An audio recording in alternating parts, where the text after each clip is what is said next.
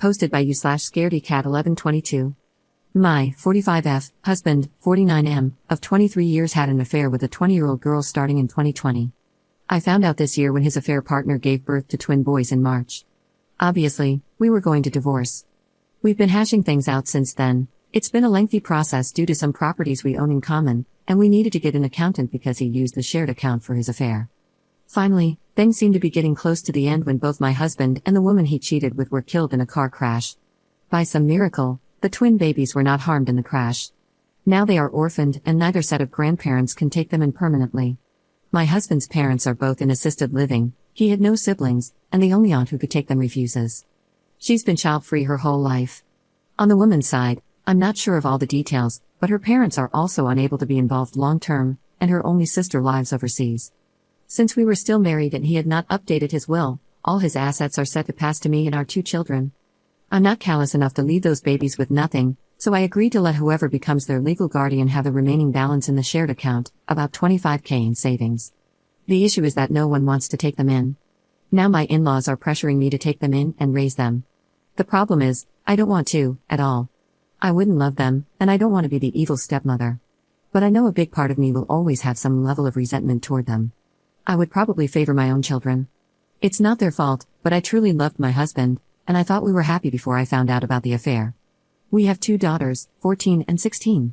Obviously, we had disagreements, but we never insulted each other before. Then I found out about the affair, and he began calling me names and blaming me for his cheating.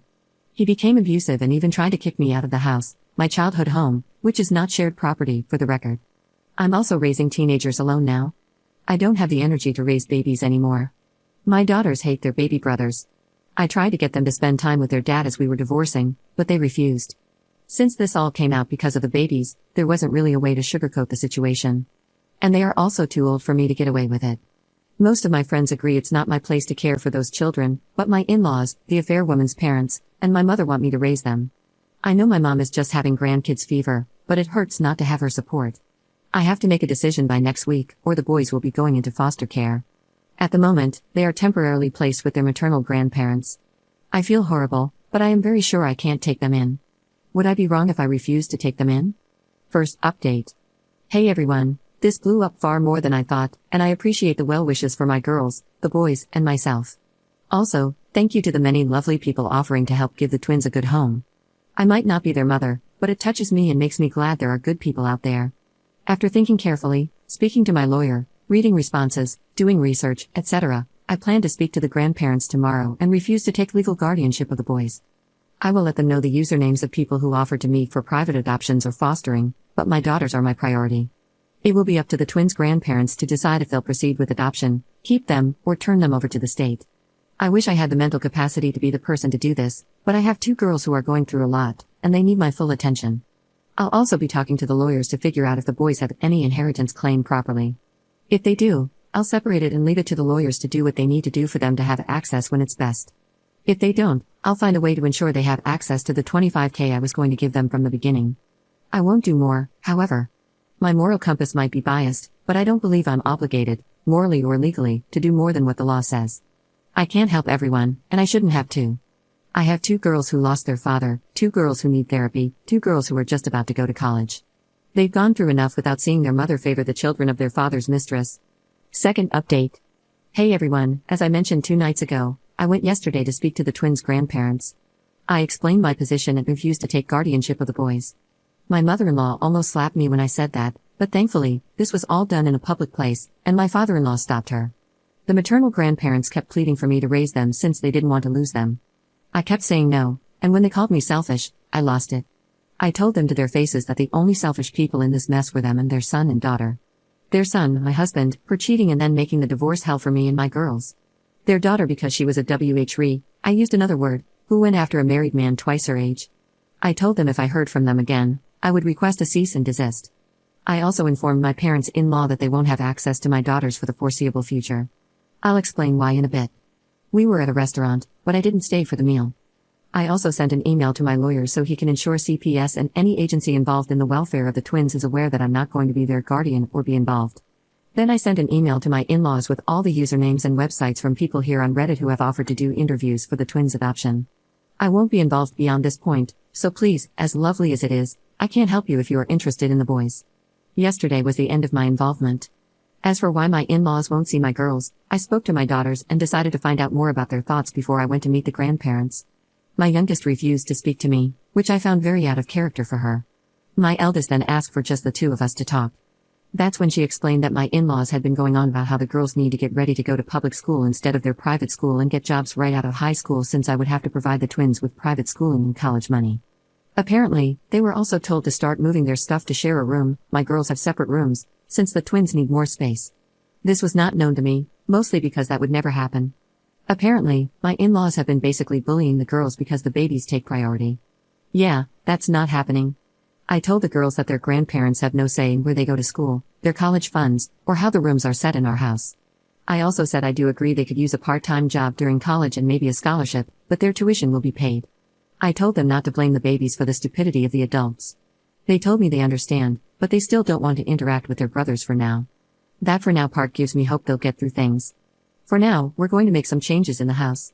The girls and I both don't like that there's still an office space that my husband used. We're going to make it into a gaming room for all of us. I plan to take down some pictures that have my husband in them and put them in albums for the girls. We just want to make the house more ours. For those wondering why my girls want nothing to do with their father, my daughters were the ones who discovered the affair and told me when my husband took them to meet the twins at the hospital. He had asked them to keep it a secret, but my girls told me. After that, my husband began treating them horribly too. He burned all bridges with the girls. Third update. I spoke to a lawyer on Monday. The boys have no inheritance claim until a DNA test is done. After that, their only claim will be against my in-laws.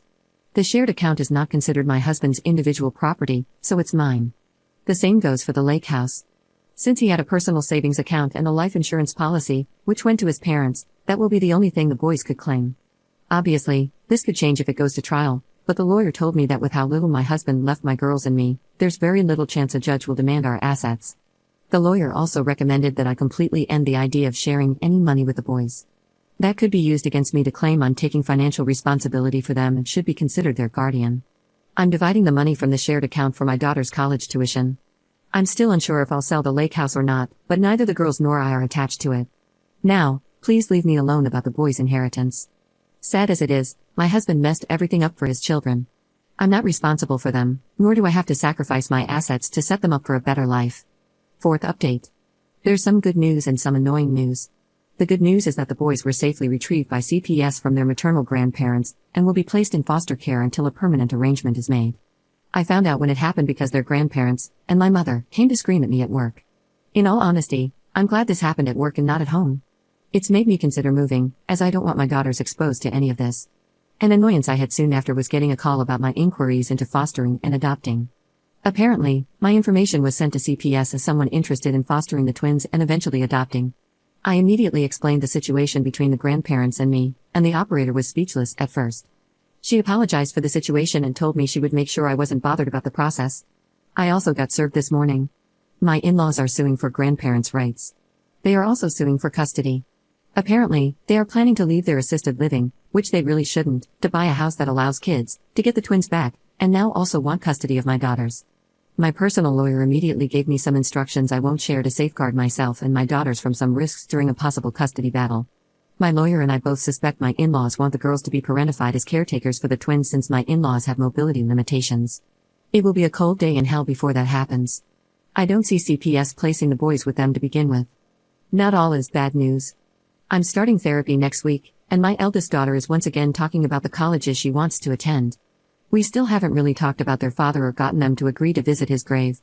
I, myself, haven't gone there, and I'm trying really hard to get used to not calling him my husband anymore. I had nothing to do with the funeral plans aside from paying bills, and from what I heard, his parents had the epitaph, devoted and beloved husband, father, and son written on it. I find it a joke. I know it's bad to hold on to so much anger and resentment, but as soon as I have time, I plan to change his tombstone to remove husband and father.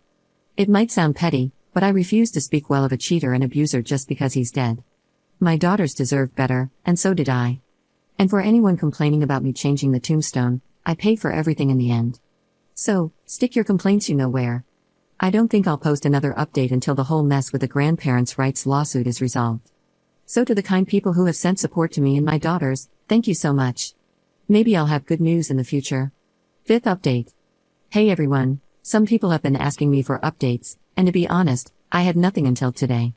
To start, cousins from my ex-husband's side of the family took the boys in. I know them, they are lovely, and I know they'll give the twins a great life. The new parents, calling them Matt and Kim, talk to my daughters and let them know if they ever want to reach out to their half-brothers, they just have to call. Otherwise, they can just see them as distant cousins. My girls thanked them but insisted they don't really want a sibling relationship at this time, though maybe as cousins it will be okay. I did offer them the money from the shared account since they are family, but they said not to worry as they don't need it.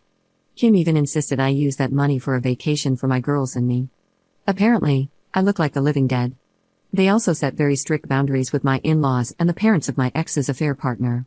They can see the boys, but they won't be seen as grandparents. This apparently caused a big fight with the affair partner's parents, and Matt and Kim then cut them off. Again, threats of suing for grandparents' rights were thrown around, but they went nowhere. That's how I found out why the affair partner's parents couldn't take the boys permanently. The father is a convicted felon in an abuse case. I won't share the details out of respect, but if what Matt and Kim told me is true, I'm glad the boys won't grow up with that man as an example. The only reason his wife had temporary guardianship was because of the sudden death of the parents and the process to find a relative to raise the boys. She would have had to live away from her husband to allow permanent custody, and she wasn't willing to do so. My ex-in-laws realized that threats were not going to work, so they agreed to be great uncles instead. Good for them, I guess. Now, they want me to let them live with me and the girls since they left assisted living recently, and the place they were in doesn't have any openings.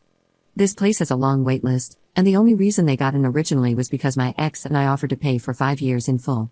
They still had 2 full years paid for, which I was going to cover.